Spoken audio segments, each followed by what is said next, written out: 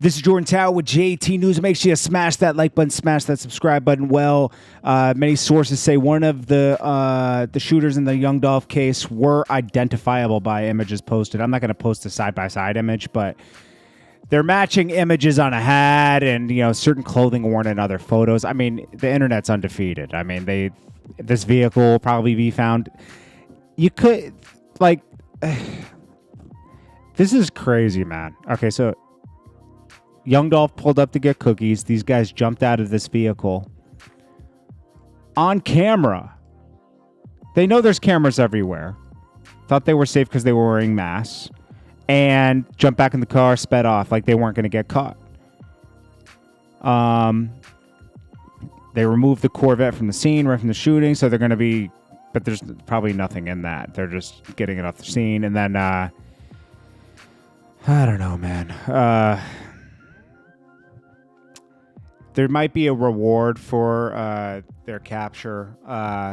The thing that gets me the most, man, is when I look at this picture. This was his family, you know, his children. There's videos of him playing with his kids online. And he seemed like a great father. And they won't be able to see their dad anymore. You know, it's like that makes me tear up every time.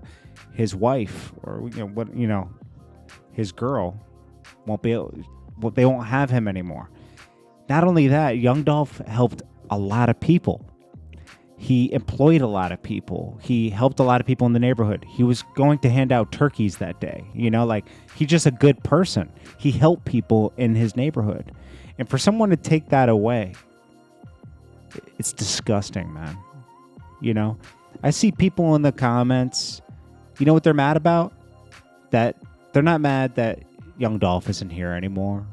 They're not mad that, you know, this was a senseless killing for no reason. Over what? You know? No, they're mad about the kind of car I said it was. I said this is a Corvette. I actually thought the first video I did, I thought it was a faraway image. I thought maybe it was a BMW i8. He has 12 luxury cars all wrapped like this, right? But this is what people talked about. They said, no, that's a Lambo. How dare you call that a Corvette? I'm sorry to tell you, it is a Corvette. He happened to be driving a Corvette that day. Does he have a Lambo? Absolutely. I think he gave it away, actually. Does he have tons of luxury cars? Does he have a Ferrari? Does he have a Rolls Royce? Yes. But this is a Corvette. I'm sorry to tell you. It is a Corvette. You know how expensive this car is? Very expensive. Okay? It's not cheap to get a C8 Corvette. Okay? It's like, I think it's $150,000 to $200,000, right? But that's what you guys are concerned about? I'm not everybody, but certain people, that's what you're concerned about? What kind of car he was driving and that I said the wrong car? This man can't go home to his children. That's the tragedy. A mother lost her son yesterday. That's the tragedy. And they're going to catch the people who did it, man. Because who knows why they did it? But they'll sing. They will sing. They'll be caught by the weekend, man.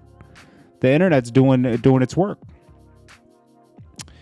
And then you got Soulja Boy, who was dissing young Dolph days before, and probably he was just trolling, right? Because Dolph said he would make $100K and this and that. And Soulja Boy went off. Then he went on the Breakfast Club and he was going crazy. It's, Trouble responded. We already did that in the last video. But Soulja Boy continued this more. Trouble just said, hey, you dropped the diss track the same day he passed. Now, Soulja Boy saying that's been out for months, right? But it does say November 17th on some sites. So anyways, he said, I get it. Soulja Boy, you know what's up with me. Then Soulja Boy acts like this is what's crazy. So somebody lost their life yesterday, right? Soulja Boy saying that song been out for months, just hit stores. You need to mind your business. Then he says, you could be next? Are you kidding? He says that to Trouble, like someone just lost their life. This is the most insensitive thing I've seen. That song been out, what you want to do, you sound tough on the internet. Soulja Boy got to get out of his character where he's this big bad, gangster. It's like, dude, you're deep down. Soulja Boy is a good kid, man. He's a good man, I would say, because he's a man now. But he's a good person. But he puts on this persona because it gets a lot of attention. But I'm gonna tell you, man. So I've talked to him before in the past. You know, good guy, man. You know, and I know he's putting on this act for the internet and everything. And there is something personal from the past between him and duct tape. I'm not going to get into that. And I think that's why he took such offense to it. Something happened a long time ago. Long time ago. A decade ago. And, you know, it probably just rubbed Soulja Boy the wrong way. I don't blame him.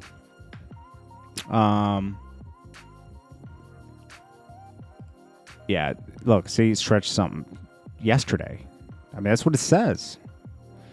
Boosie's pushing his album back. I guess he was supposed to drop it tonight, but he decided to move it because of, you know, Young Dolph's passing. I saw Juicy J reacted. You know, he said he couldn't stop crying. I mean, I think this affects everybody, man, because you think, like, you know, that's so sad that he can't go home to his family. I mean, that's the part that's the worst. It's the worst, man, that he can't go home to his family. Some people I see haven't even reacted because they're just probably too torn up about this, you know? Way too torn up. I know 3-6 Mafia, they have a versus coming up. I'm assuming they will dedicate this to Young Dolph. They were pretty tight with Young Dolph. Boosie always preached you can't go back home, and you can't. I knew this the hard way. I was friends with Stack Bundles, and Stack Bundles passed in his hood, and that really hurt, you know. And then the same thing happened to Chinks, which was his homie. They took him at home. He parked his car, walked in his building, and someone took his life. When I saw that happen, then a friend of mine, Dre Most, he did Hood Affairs DVD. Him and his brother. His brother's from down south. He's from New York. And he got taken out in the city.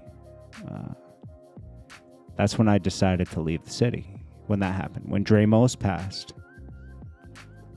Which probably a lot of you guys aren't familiar with, but, you know, he did DVDs too. That made me like, all right, I'm going to leave the city. Because, you know, people just don't want to see you come up, man. They just don't want to see you come up. Dre Most was a really cool guy. We talked. We ran into each other many times and talked. And, you know, there's plenty of room out here for more than one person. There's room for more than one person to be famous in Memphis, you know. And that's, you know, I don't know, man. Boosie didn't, like, did he directly react to? He didn't directly react to this because I'm sure this hurts him a lot. I know him and Dolph were friends. Two one's dropping tonight. Yeah, he's pushing his albums back, though. Yeah, I don't see... Yeah, he didn't directly react. Man. Anyways, sorry. Then we got Quando Rondo says, I'm gonna either get killed or I'm gonna somebody in my environment better be with me or it's gonna happen to them. I done rode for everybody and I ain't nobody rocking with me. Well, your brother helped you. I don't know, man. Quando Rondo's interesting. 50 Cent apologized in a way, in his own way. Says, whoa, I'm seeing all this BS on the movie set. I don't know what's going on. I just like the song. He had posted a Black Youngsta song, I think a day before. And obviously Black Youngsta was not popular yesterday because he had actual beef with Young Dolph. And people were just pointing the fingers at everybody when we don't know everything yet. You know, Black Youngsta and Yo Gotti had a public beef with Young Dolph. But you can't point the fingers at them right away. Even though it's just like, you know, I get it. But it's like they have pictures that they're finding out who the suspects are, and then you go from there. I mean, it's probably, honestly, it could have been anything. That he could have denied him a verse. It could have been something so simple. I mean, look what happened in it, you know? Simple. It was simple. There was nothing deep to that. And that's the stuff, you know, young Dolph probably felt good. I mean, it's his city. But you really just can't go home. It's just crazy, man, if you make it from home. Anyways, guys, I appreciate you guys. It's Jordan Tower with JT News. And, you know, again, very sad. I am very sad for his children and his wife and his mother and all his family. And I mean, I like Dolph. I didn't love every song Dolph dropped, but I liked just his energy, man. He was independent, a go-getter. He was somebody who was making it on his own and paving his own way. It didn't wait for anybody. That's inspiring, man. You know, that's inspiring to anybody. Because it's very hard to make it in music on your own. Very hard, you know, and he didn't have much help in the beginning. Zaytoven, I remember. No, not Zaytoven. Drumma Boy took Dolph under his wing first. And I know Drumma Boy is probably hurting the most right now because he rocked with him early on. What did he say? He said, "My heart hurts. All I want to do is see us win against it. Sending my condolences to the Thornton family." I know he's hurting, man. You know, because he took young Dolph under his wing in the beginning. So shout out to Drumma Boy, and I hope he's doing okay because he was very close to Dolph. And he's from Memphis, too. This is Jordan Tower with JT News. Smash that like button, and I'll check you guys in the next one. Peace.